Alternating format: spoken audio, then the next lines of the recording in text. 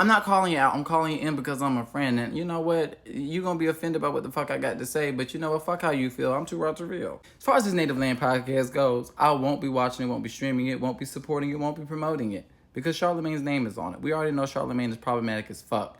It's interesting enough that this man will literally use his platform to misinform. And the fact that this man has still gotten away with the fact that he has been accused of sexual assault, and he even went on a live recording, which we have the audio for, saying he had sex with a woman who was incoherent. And by definition, that is rape or sexual assault. That's not me. That's what the law says. Freaky motherfucker. But listen, my whole... Was she passed out while you fucked her? Nah, she wasn't like... She was like one of those drunks where... No, listen. No, she was one of those drunks where, like... She was one of those drunks where she was like... Oh, like... She wasn't coherent, but she was up. You know when your girl's just... Like when you're blacked out. Like that... Don't know what the fuck's going on type shit. Like she was really... She was awake and she was into it. She was wasted. And for the fact that I have to go here and listen to Angela Rye as she talked about her own personal experience dealing with sexual harassment, with Chris Cuomo calling her tinsel crotch and her being actually groped by TSA, and being the fact that she continues to support a man who was accused of SA, kind of makes me question her morals. Because even though that is your brother, I have a real brother, a blood-born brother, Benjamin Donald, who literally murdered my stepfather. And you think I lied to the police? No, I didn't cover for my brother. I told the damn truth because I have this thing called morals. And I understand that you're going to be mad at me and you're going to pivot and not address it or probably block me, which is fine. It's fine. But the reason why I want you to give pause to Charlemagne, Charmaine, whatever the fuck his name, Champagne. Him and his 8-volt motherfucking makeup has been a problem for the black community for a long damn minute. He's been problematic for a long motherfucking minute. When he spread all that misinformation and lied, and this is where the straw broke the camel's back, when his ass lied on Stacey Abrams back in 2022, saying she had nothing for the black community when he helped her host a forum with 21 Savage in September, about what she wanted to do for the black community, how she was going to reinvest in the black community, give black business owners contract work from the government, how she was going to expand Medicaid that was given to her from the federal level, from the Biden-Harris administration, while Brian Kemp closed trauma centers in black communities. It pisses me off because she had a plan for black America in Georgia. But yet, a month later in October, he says, I'm going to go on the God honest truth where ain't nothing but a motherfucking pack of damn lies with Killer Mike and say she has no black agenda. She has no black agenda. She has nothing for the black community. And he sat there and smiled and clapped his hands while Killer Mike lied on Stacey. He does the same thing to Kamala Harris. He does the same thing to every motherfucking black politician, every motherfucking Democrat. He lies. And it doesn't matter how many times you go on his show, because you've been on his show. Roland been on his show, and every time he says that Biden has left black people behind and done nothing for the black community, it doesn't matter how many resources and receipts you bring him, you'll put it and lay it in his fucking hands, and he'll say, oh, they did? Oh, wow. You know what? I'm going to make sure that I do better and put out the right information, and then the next fucking day, he lies again to say they ain't done shit for them. They ain't done nothing. There's the difference between offering a critique, being critical, and being reckless. But Roland, you know, people mix up all three. But no. They mix up all three. No. People, and they'll say you're right. No. People, they don't necessarily mix up all three. The question is, what are we actually saying? How are we saying it? And what information are we giving?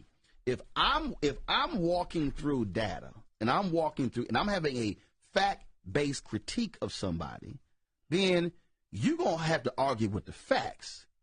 But when I'm just throwing, Democrats ain't done nothing. First of all, that's a lie. Right. Democrats ain't done jack for black people. That's a lie. Can more happen? Yes. Mm-hmm. Should more happen? Yes. What more do you want to happen? Then, how do you actually get it? See, you got to unpack that. The problem is when people just throw stuff out, have nothing behind it, and then it's a reckless statement. That's what I mean by reckless. Now, if I'm sitting here saying, okay, this is what we want. So perfect is it. That's a fact. But, you know, because what's going to happen here is all folks are going to say is this administration just gave us more lip service. That's all they're going to say. They're not going to point to the actual people who blocked the issue. They're going to put this on the Biden administration and say they just gave us more lip service. Where we another promise that didn't come through. That's what they're going to say. Well, you said earlier today that you're stupid. Since I know you're smart, I know that you will use your platform to tell people who is actually blocking this and what they can do to push back if they want their $10,000 in permanent loan forgiveness. It depends. If I can do it without looking like I'm caping for Democrats, I will. You shouldn't look like that. You should look like you're caping for people to get some type of restorative or reparative justice in this country. I'll do that. That I'll do. How about that? That I'll do. He will move the goalposts in real damn time. I'll watch Justin Pearson say how Vice President Kamala Harris showed up during the Tennessee 3. Showed up. Called out Republicans. And he moved the fucking finish line and said she ain't called out nobody. He said, I was there, Charlemagne. Yes, she did. I think for the president, the vice president did come to Nashville the following day. Vice President Kamala Harris, we got to see her and talk with her, similarly reinforcing, but also she was holding the folks accountable too on the ground in the Capitol on this issue. I didn't hear her call nobody out. She did. You know what I mean? I thought she did. I didn't hear. Who did she call out? I didn't hear her call anybody She out. definitely called out the Republican leadership that's pushing this. Like, that's easy to just say Republican leadership. Like, what is that? How about, like, call them by name? Cameron Sexton. Okay. He lies in real damn time. He lies. But then Joy Reid and y'all, Tiffany Cross, y'all think he's the fucking damn political maverick. Maverick at what? Misinformation? Which brings me back to you, Tiffany Cross. Why is he a maverick? Why is he able to talk politics? But yet you didn't think that Keke Palmer had the political savvy or had the educational astute to talk politics, because she hosted a forum to actually interview VP Kamala Harris, which I think you thought that you should have been doing. Before I let you go, I do want to get your take, Roland, because Vice President Kamala Harris is here. She's going to be interviewed by actress Keke Palmer. It's an interesting take on such a serious news week to have her sit down with an actress who I don't believe is the most politically astute or engaged, perhaps. What's your take on that route of interviewing here before black women who've been on the front line of democracy for so long, who are so desperate and eager to support her in the work that she does? Well, I saw Keke yesterday. She was participating in McDonald's Future 22 event. And remember, Keke has been on various shows. But Keke Palmer represents a whole bunch of young women who are not interested in politics. And so I do think it's interesting when you have someone say, hey, I don't know that. And so I'm looking forward to the type of questions she's going to ask. I do know Keke personally.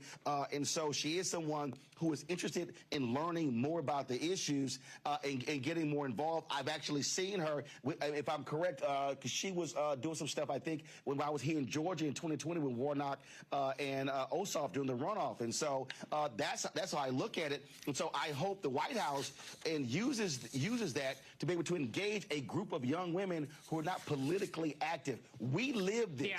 You are in this. You live and breathe it. It's a whole bunch of young sisters who don't. And so I think Keke will resonate with them.